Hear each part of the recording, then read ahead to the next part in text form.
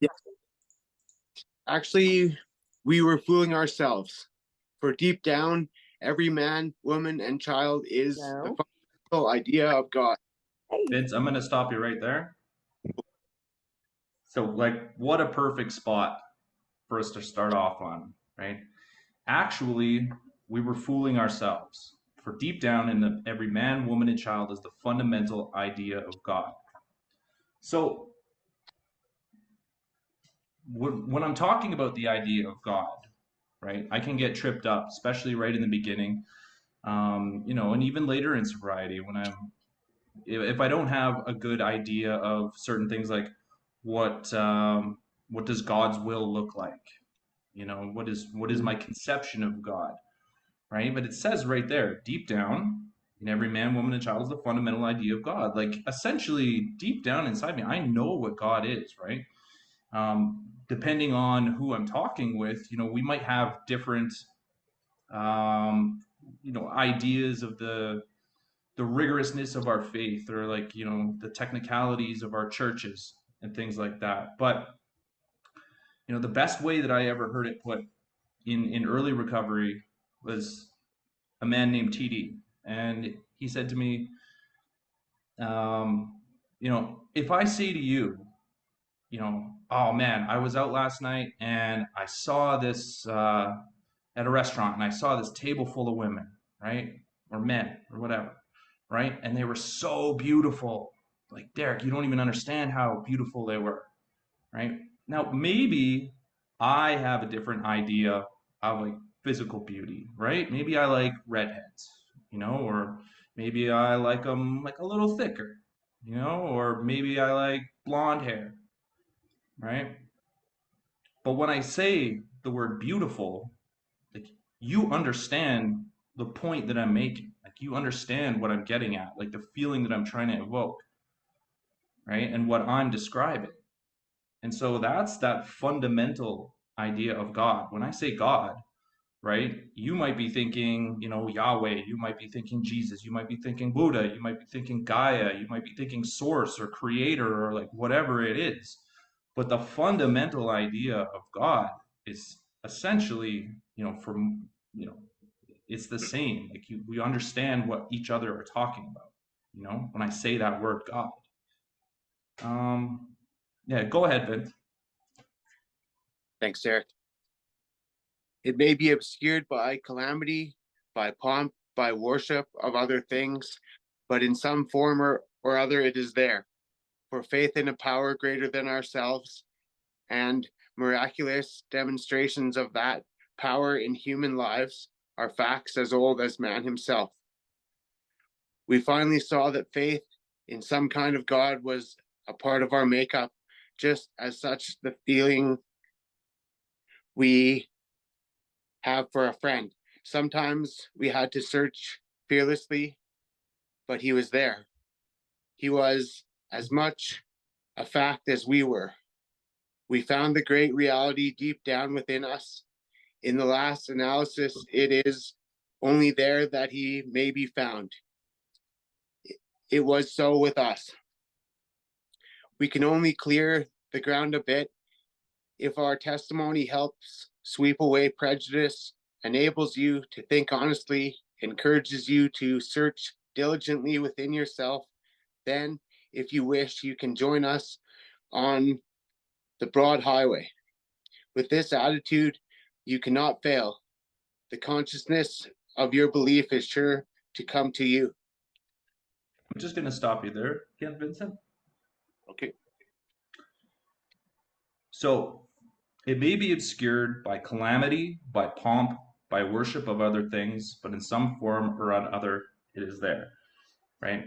That also applies to my character defects, right? Those things that are keeping me, that are blocking me from God, right?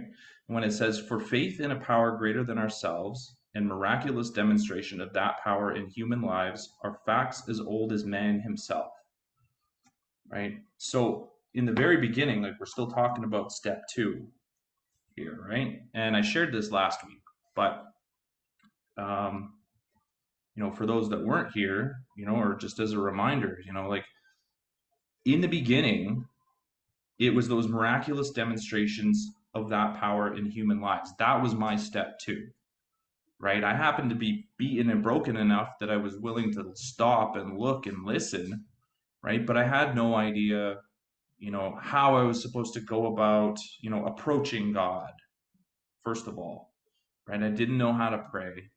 I had to, like I said last week, take a lot of things on faith, right? And it says elsewhere in the book, his entire comportment screamed, "This is a man with an answer," right? And that was my sponsor, right? So in the beginning, it was enough for me to look at this guy and his life, right? Listen to the way that he spoke, first of all, about his drinking, right? And his life before Alcoholics Anonymous and spirituality and God. And then I was able to look at him and be like, okay, if this is what you say you did, like, okay, if you swear this is what you did and this is how you got this. For me in the beginning, it was his car and his suit. And I was like, if I could get a car and a suit, then I'll believe anything you want, right? But ultimately, what I really liked about him and what really like shone through for me and that I viewed as the miracle is like the way he described himself and how busted up he was prior and looking at his face, right? And seeing how other people gravitated towards him, seeing the like the peace and the ease which he seemed to move through the world with, right? He just had this like this lightness, right? And that's, the miraculous demonstrations of that power in the human lives, right? And I think that over time, that's been like the draw to God is seeing God working in someone else's life, right? And further on, it said, uh, we can only clear the ground a bit. If our testimony helps sweep away prejudice, enables you to think honestly, encourages you to search diligently within yourself, then if you wish, that's if you wish, right? You can join us on the broad highway. With this attitude, you cannot fail. The consciousness of your belief is sure to come to you. So, like when I work with new guys, when I work with sponsees, it's uh, that willingness that I'm looking for, right?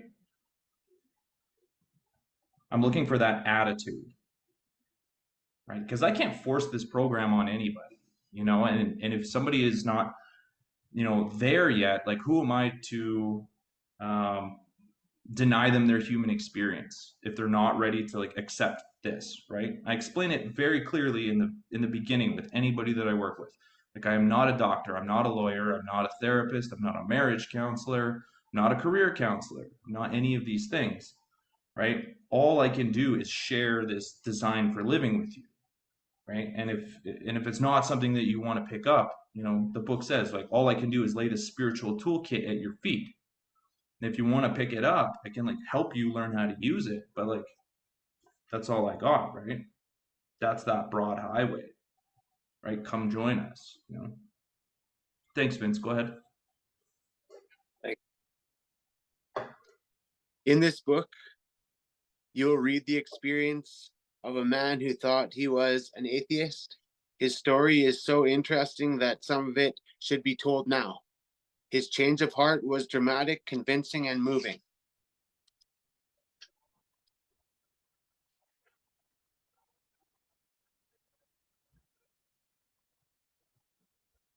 Our friend was a minister's son. He attended church school where he became rebellious at what he thought was an overdose of religious education. For years thereafter, he was dogged by trouble and frustration,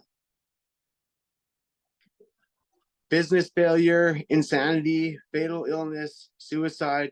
These calamities in his immediate family embittered and depressed him.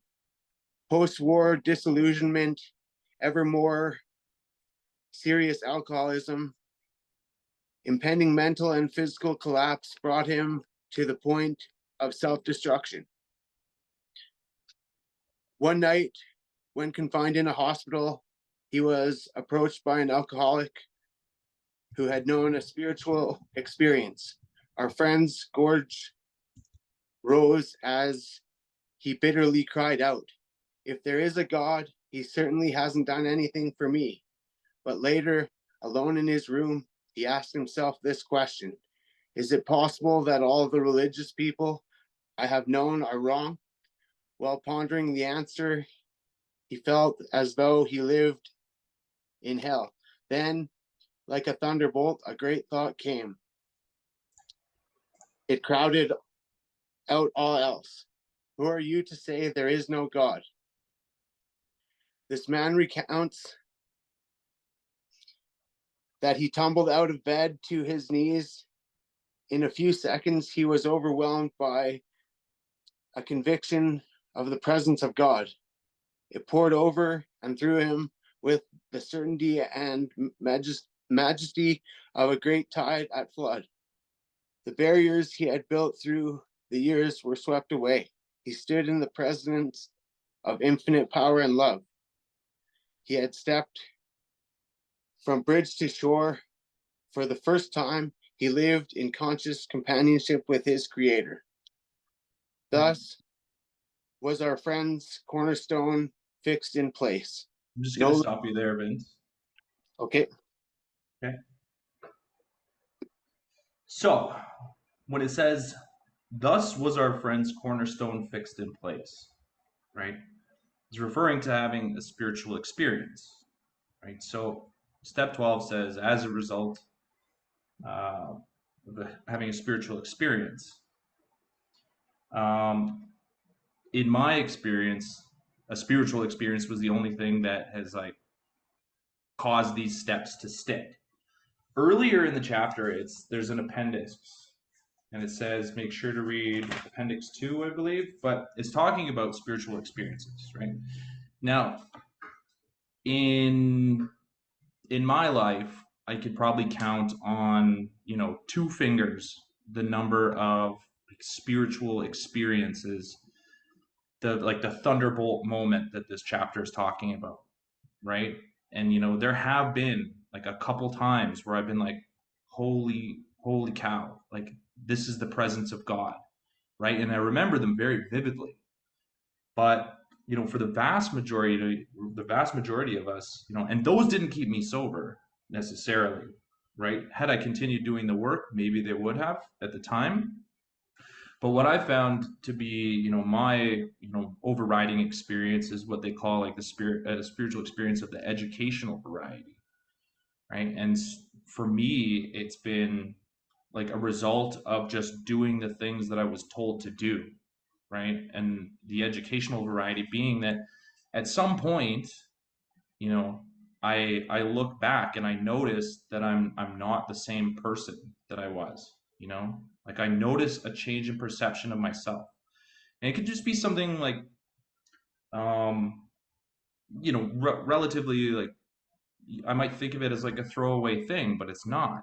I'll notice that I handle a situation a different way, right? I'll notice like that a resentment pops up and I'll find myself like really trying to understand the other person, and asking myself some of those questions out of step 4. It's like, well, am I guilty of, or am I even capable of doing that thing? How am I allowing this fear to affect me right now? And just looking at things, and I find myself like thinking in that way, right? And that is the change in perception, right? The psychic change that the book is talking about. And it's not always necessarily something that I even notice in the moment. It happens just like through reflection and meditation, where I just kind of become aware of like, my goodness, like life is a lot different now. I feel differently about life, and about relationships and God and all these kinds of things, right? Um, yeah. Go ahead, Vince. Thanks, Derek. No later vicissitude has shaken it. His alcoholic problem was taken away. That very night, years ago, it disappeared. Save for a few brief moments of temptation, the thought of drink has never returned. And at such times, a great revulsion has risen up in him. Seemingly, he could not drink even if he would. God had restored his sanity. What is this but a miracle of healing? Yet its elements are simple. Circumstances made him willing to believe. He humbly offered himself to his Maker. Then he knew. Even so, has God restored us all to our right minds. Um, to this man, the revelation was sudden. Some of us go into it more slowly, but he has come to all who have honestly sought him. When we drew near to him, he disclosed himself to us. Thanks, Vince. You're welcome, And Darren. so, where it says, so some of us grow into it more slowly, but he has come to all who have honestly sought him. I don't know about anybody else here, but when I was drinking and using, and doing my thing out there, I tended to treat God like a booty call. It was always, when I really needed something in desperation, right? And looking back, God was present for all of those times, right? Like, violent incidents, car accidents, protecting me in whatever way, right? But, when I started to honestly seek him, my sponsor says all the time, everything changes when I stop talking about God and I start talking to God. And when we're referring to conscious contact, that's something that, we try and maintain throughout the day, right? It's great to have a prayer routine where I'm up in the morning and I'm doing on awakening, and I'm reading the step 3 prayer and reciting the step 7 prayer, and I'm doing my inventories at night. But like throughout the day, the more that conscious contact is established and maintained, right, through having a conversation, right, and that's where the God of my understanding part comes in, because it was really difficult for me with whatever ideas that I had, whatever I thought I knew about like Christianity or from going to a Catholic school, that kept God kind of like this like arm's length. It was like kind of out of reach for me. And I just thought it was something that I like, how do I put it? Didn't feel like something I could have a dialogue with, you know? I thought I just like put it out into the ether and then await judgment, right?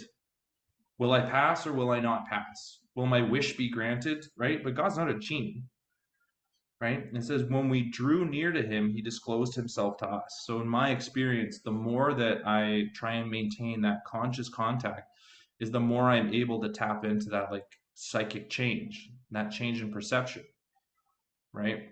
Where all of a sudden, minor inconveniences, I'm able to kind of see past them. I'm able to see other people's points of view and disagreements and things like that, right? And I've heard God referred to as, the good others do. And that is so true in my life. If I want examples of God, I look to my pillars. I look to, the friends that I like, that I can't believe I have, right? Who help me for seemingly no reason. Like, I don't understand how I have such good people and good relationships in my life today. Like, it blows me away sometimes. But I attribute that as a direct result of, all of the actions springing from starting with a good foundation and a good conscious contact, the God of my own understanding, right? And as like what I shared about last week, when I was talking about, in the book, what we read last week, it talks about, you know, um, how does doing this work? I'm paraphrasing, but it says like, how does doing this work on a practical level, right? Just, it's good to have these spiritual principles, but like practically, how is this supposed to help me? you know and it's, if I get up every day with the intention, right, I'm praying to be of maximum service, right? That means like being of love, being of integrity, right, living in, my idea of God's ideal. If I go to work every day, for example, or just out into the world And my goal is to be as helpful as I possibly can, as loving as I possibly can, as kind as I possibly can. Practically speaking, how does that not work out in my favor? Right?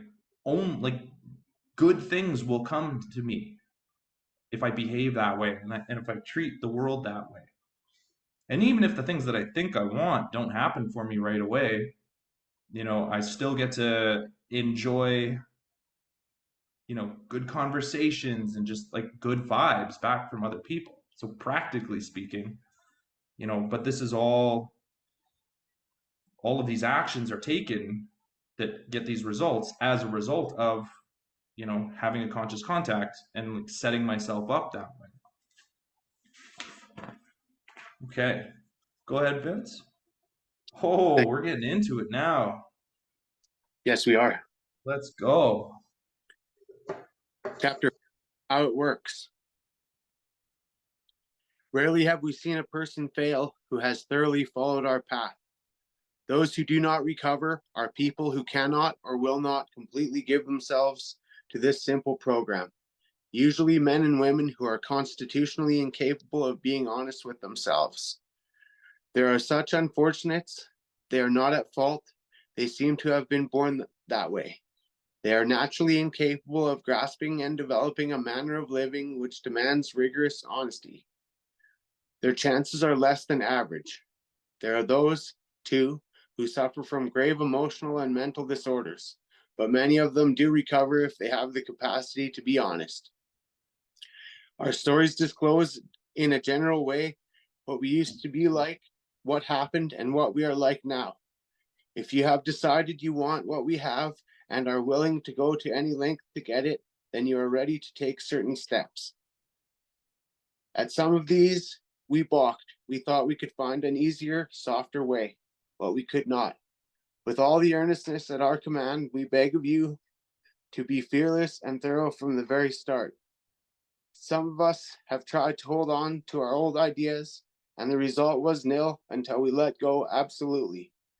Remember that we deal with alcohol, cunning, baffling, powerful. Without help, it is too much for us. But there is one who has all power. That one is God. May you find him now. Half measures availed us nothing. We stood at the turning point. We asked his protection and care with complete abandon. Here Just are gonna the stop steps. you there, Vince. Okay.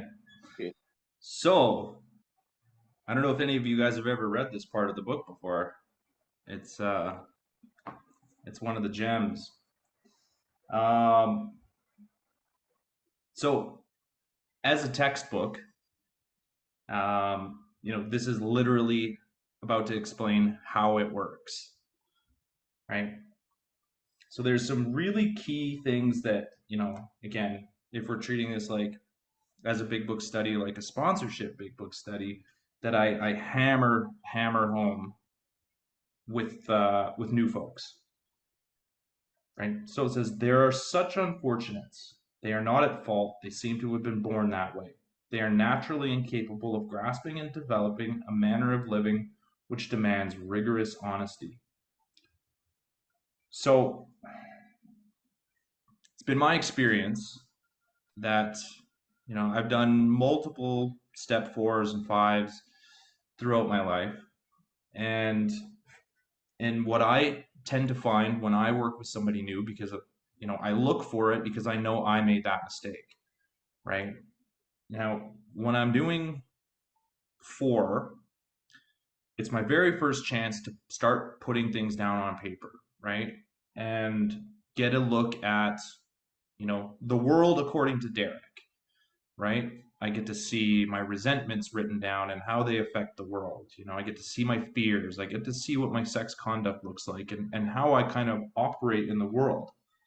And generally, when I see somebody go out um, after doing a 4 and 5, they get that high.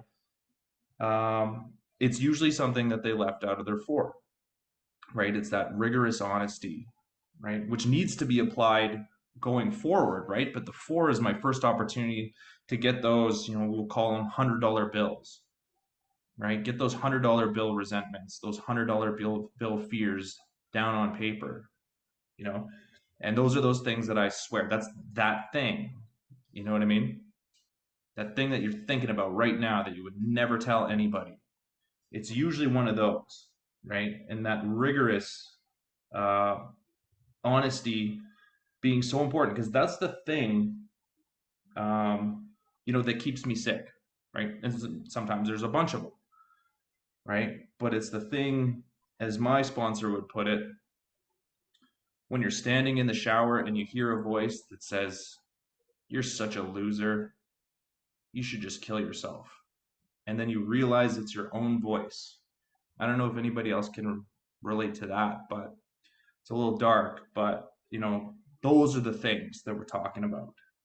So it's so, so, so important that when I do that step 4, um, and going forward to maintain that rigorous honesty. Um, It goes on to say there are those too who suffer from grave emotional and mental disorders, but many of them do recover if they have the capacity to be honest. And I've worked with guys like straight out of the psych ward, like literally in the psych ward.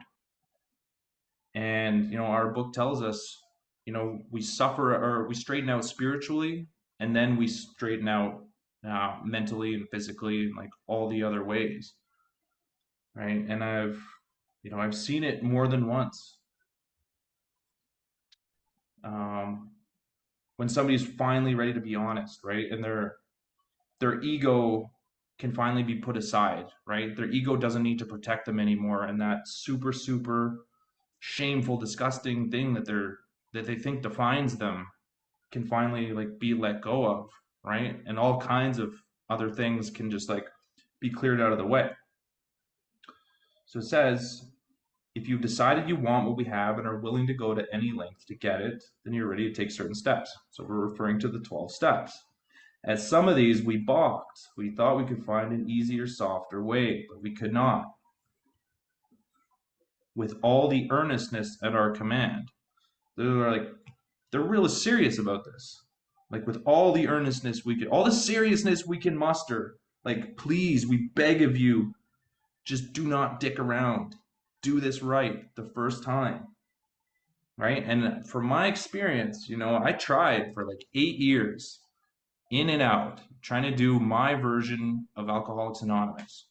I would do like step 1, step 4, my best impression of a step 5, and then I would try and start sponsoring people, you know? Or I would do like step 1, 2, 3, and I would get a girlfriend and I would get a job, right? The job that I thought I wanted. And then I was going to be fine, or whatever.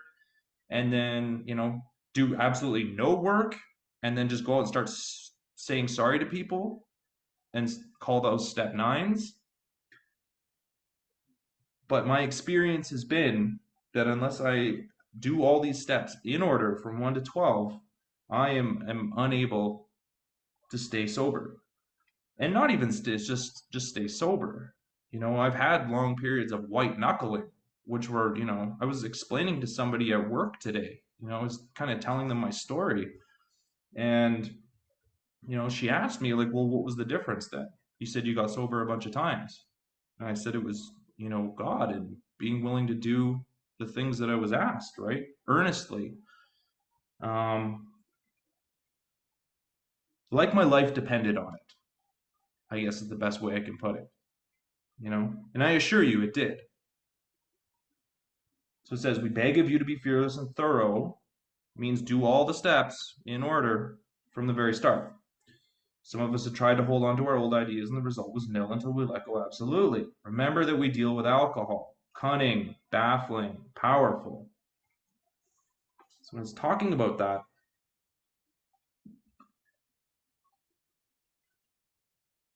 it's my thoughts surrounding alcohol, right? And my beliefs surrounding alcohol, right? And my alcoholism, right? I don't know about anybody here, but I've never been like attacked by a bottle of Jack Daniels, right? That's been like pouring itself down my throat in a dark alley. That's never happened for me. But the cunning, baffling, and powerful part is that somewhere in that alcoholic cycle, stone cold sober, I decide, you know what? It's actually a good idea to take this drink, right? That's where the cunning, baffling, and powerful part is, right? Without help, it is too much for us. But there is one who has all power. That one is God. May you find him now. So, unless I have a spiritual solution to replace my old solution, right? It was explained to me that I didn't have a drinking and drug problem or a drinking problem, right? I had a drinking solution to my living problem, right? Because without that solution, I become restless, irritable, and discontent. You know, as an alcoholic of the neurotic variety, unlike the Bill W type of alcoholic, right? And uh, I can't do life. You know, they said, you know, if you just stop drinking, you'll feel better, Derek. And I do feel better. Like I feel anxiety better, I feel depression better, I feel fear better, unless I have that solution. And so if you take it away, I need God and I need these steps and I need like a program of recovery and a design for living. Uh, Go ahead, Vince. Thanks, Derek. Here are the steps we took, which are suggested as a program of recovery. 1, we admitted we were powerless over alcohol, that our lives had become unmanageable. 2, came to believe that a power greater than ourselves could restore us to sanity. 3, made a decision to turn our will and our lives over to the care of God as we understood Him. 4, made a searching and fearless moral inventory of ourselves. 5, admitted to God, to ourselves, and to another human being the exact nature of our wrongs. 6, we're entirely ready to have God remove all these defects of character. 7, humbly asked Him to remove our shortcomings. 8, made a list of all persons we had harmed and became willing to make amends to them all. 9, made direct amends to such people wherever possible, except when to do so would injure them or others. 10, continued to take personal inventory and when we were wrong, promptly admitted it. 11, sought through prayer and meditation to improve our conscious contact with God as we understood Him, praying only for knowledge of His will for us and the power to carry that out. 12, having had a spiritual awakening as the result of these steps, we tried to carry this message to alcoholics and to practice these principles in all our affairs. Many of us exclaimed, "What an order! I can't go through with it." Do not be discouraged. No one among us has been able to maintain anything like perfect adherence to these principles. We are not saints. The point is that we are willing to grow along spiritual lines. The principles we have set down are guides to progress. We claim spiritual progress rather than spiritual perfection. Our description of the alcoholic, the chapter to the agnostic, and our personal adventures before and after make clear 3 pertinent ideas. A, that we were alcoholic and could not manage our own lives. B, that probably no human power could have relieved our alcoholism. And C, that God could and would if He were sought. Being convinced, we are at step 3, which is that we decided to turn our will and our life over to the God as we understood Him. Just what do we mean by that? And just what do we do? Just gonna stop you there, Vince. Okay, so we're going over a lot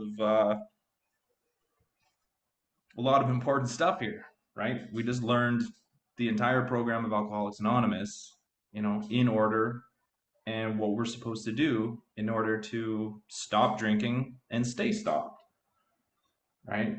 So it says our description of the alcoholic, the chapter to the agnostic, and our personal adventures before and after make clear 3 pertinent ideas. A, that we were alcoholic and could not manage our own lives. So if I can accept that part, right, that's step 1, right?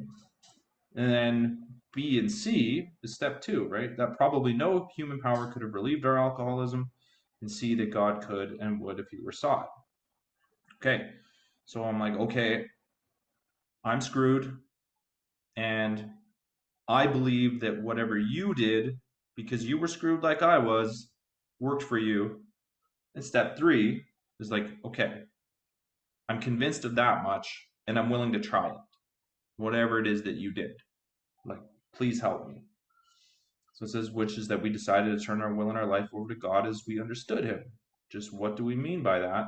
And just what do we do? Go ahead, Vince.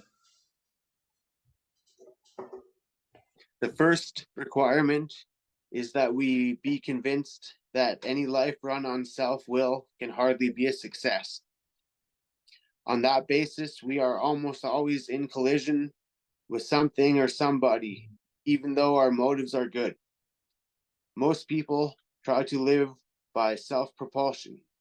Each person is like an actor who wants to run the whole show, is forever trying to arrange the lights, the ballet, the scenery, and the rest of the players in his own way. If his arrangements would only stay put, if only people would do as he wished, the show would be great. Everybody, including himself, would be pleased. Life would be wonderful. In trying to make these arrangements, our actor may sometimes be quite virtuous. He may be kind, considerate, patient, generous, even modest and self sacrificing. On the other hand, he may be mean, egotistical, selfish, and dishonest. But as most humans, he is more likely to have varied traits.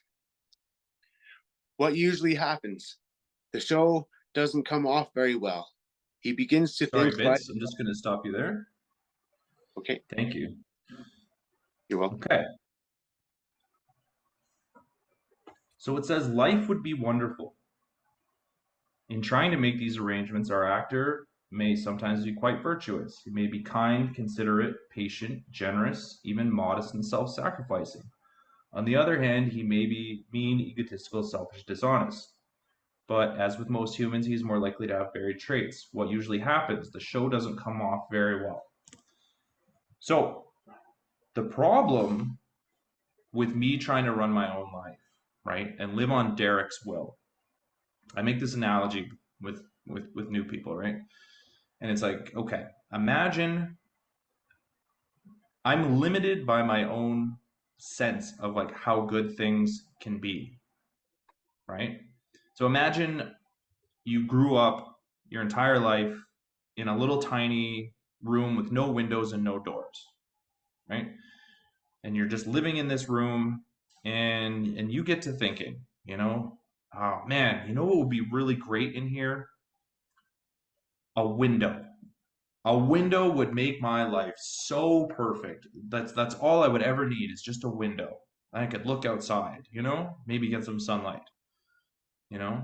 And you know what? Maybe, what would actually make things perfect for me is if I had a TV, because then I'd have a TV and I could watch some shows and maybe I wouldn't be so bored and and maybe a couch. Could you imagine how good my life would be if I had a couch that I could sit on? Like my back wouldn't hurt. Like it'd be great, Just a couch, a TV, and a window, right? And that's all I would need. That's how I'm going to orient my behavior, and I'm going to do everything it's going to take to get me that couch, TV, and window, right? But that's as far as I can see, right? That's Derek's will because that's all Derek can conceptualize. That's all I can think about. That's all I could imagine. I could never be any bigger than that, right? Because I don't have any scope outside of that, right? But when I start living in God's will, if I'm trying to do God's will, the possibilities are like so much more vast and wide, right? And I start living in God's will. And one day I look out the window to realize like there's been a mansion outside with a Lamborghini parked in front of it. The door is wide open and it's got, you know, an ice cream machine inside. And like all that is waiting out there. As soon as I'm willing to like step outside of what Derek thinks are the possibilities or Derek's definition of a good life, right? And that's why I have to do these steps consistently. You know, that's why I have to like try and focus less on Derek's will and focus more on what God's will for me is, right? Because, you know, one of the most important things that I've like the biggest takeaways I've had over, you know, even just the last like year and a half, right, is that, you know, my job when I take step three is to now be of maximum service, right? But for a long time, I thought that, you know, and even in early sobriety, I thought that my job was to predict and manipulate the results of God's work, right? And if I can't see it, then it's not happening, right? But really, my job going forward needs to be real simple, and I just need to like live in God's will. So it helps, right? I keep saying God's will, right? But it helps for me to actually have a definition of like what's God's will for me, you know? In step four, it talks about um, in one of the columns, it's how has living in God's will failed me, right? And it's like, well, what is that, right? It helps if I have a working definition. For me, it's sane, sober, responsible, integrity, being of love, kindness, and service, right? So then I have a definition and like a barometer of like, am I being these things? If I'm being these things, then I can confidently, pretty confidently say I'm living in God's will, right? And that's how I adjust. But I need to keep like checking myself. I need to check with pillars. I need to check with my sponsor because my definition is not good enough to just say, well, I just need to be a good guy. I need to check myself on like all these areas, right? And that's where inventories are really important, right? Because if I'm not doing that and I'm just getting up and saying it's good enough to just be a good guy, you know, I just gotta make sure I'm pretty all right when I go out there. I gotta be relatively nice to people, right? If I'm not being thorough about it, because my definition of just being a good guy could change at any time, you know, my threshold, my standard of good guyness can go up or down, right? Depending on so many things.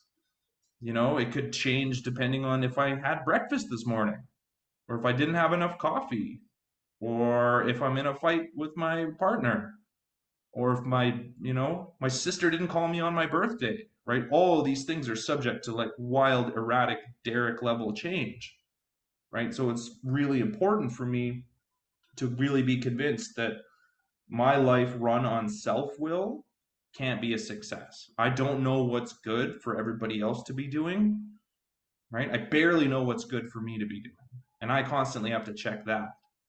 So I cannot go out and expect anything other than frustration, um, and calamity, as the book says, right? I can expect calamity when I'm trying to manage everybody else rather than worry about managing myself. So go ahead, Vince. Thanks. He begins to think life doesn't treat him right. He decides to exert himself more. He becomes, on the next occasion, still more demanding or gracious, as the case may be. Still, the play does not suit him. Admitting he may be somewhat at fault, he is sure that other people are more to blame. He becomes angry, indignant, self pitying. What is his basic trouble? Is he not really a self seeker, even when trying to be kind? Is he not a victim of the delusion that he can wrest satisfaction and happiness out of this world if he only manages well? Is it not evident to all the rest of the players that these are the things he wants? And do his actions make each of them wish to retaliate, snatching all they can get of the show? Is he not, even in his best moments, a producer of confusion rather than harmony. Our actor is self-centered, egocentric, as people like to call it nowadays. Gonna He is stop you there, Vince. okay. Sure. So for a long time, I had a lot of I had misconceptions about what self-centered and selfishness meant, right? I thought that selfishness just meant that I was greedy or that I didn't share with people, and I thought that self-centered meant that I have a big ego, or I just very very high on myself, or whatever it is, right? But what I found out about self-centeredness is, and my thinking is, all my thinking is self-centered. I mean, it's all centered on me, right? So every thought that I have is generally about myself, right? My fears, my resentments, my anxieties, what's going to happen to me, right? Am I going to get what I want? What if I don't get what I want, right? Right. The main, it was like an internal dialogue for me. And so when I go out into the world and all of my thoughts are dominated by that, right? And I feel like everything's happening to me, right? Because I'm the only thing that I think about. So when I get stuck in traffic, it's happening to me, right? When the wrong political party gets elected or they're running things poorly, it's happening to me, you know? When the Oilers lose the Stanley Cup, it happened to me. You feel me? I was And that hoping is you the wouldn't mention that. it is I'm from Edmonton. Believe me, it happened to me, trust me. So when when I go through life and I believe that like all of these things are happening to me, the universe is conspiring against me, that is like entirely self-centered thinking, and that is a lot of pressure on my shoulders that I have to deal with. I'm carrying the weight, literally, of the world. And so I need to think how I'm going to manage. I need to make sure I'm going to get what I want. I'm going to get what I need, right? And the selfishness is those selfish actions that I take to manipulate reality so that it can suit me, right? So I need to keep track of 100,000 lies. I need to think of who I told what to. Sorry, guys, give me 1 second here. My laptop is going to die.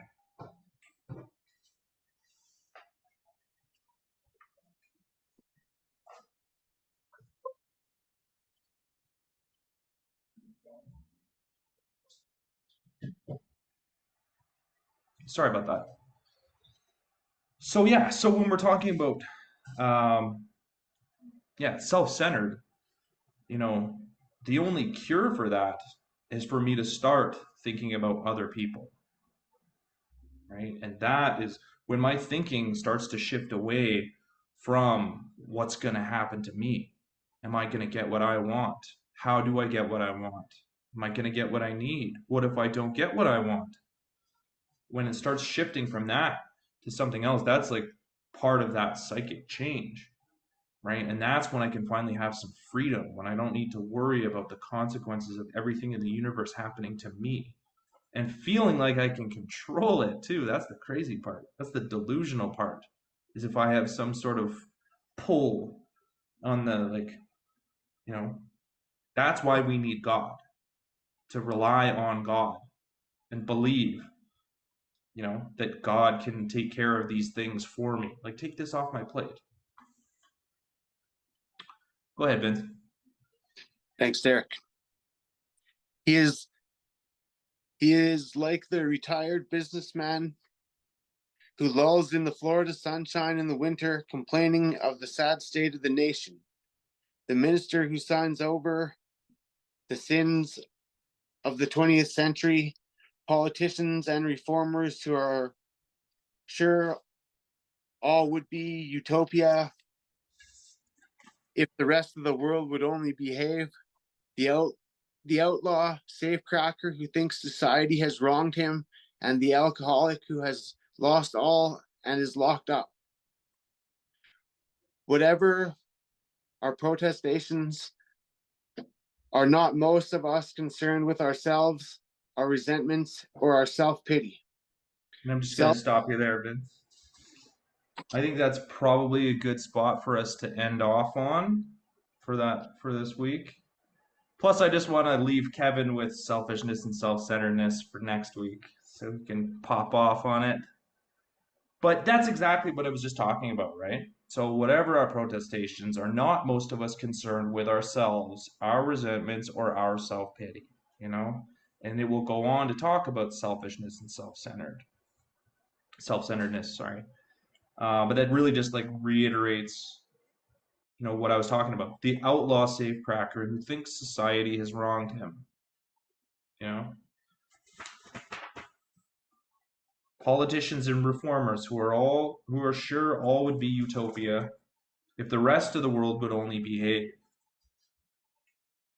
Okay. I love that outlaw safecracker line though. Society has wronged him, and that's where living with untreated alcoholism is. That's where I'm controlled by that self-centeredness and that selfishness, right? And that need to control everything around me because I think I can do a better job than God, right? I have the answers. If you would just listen and do what I tell you, everything would be fine. But yeah. Anyway, I think I'm gonna just cut it there. Rob?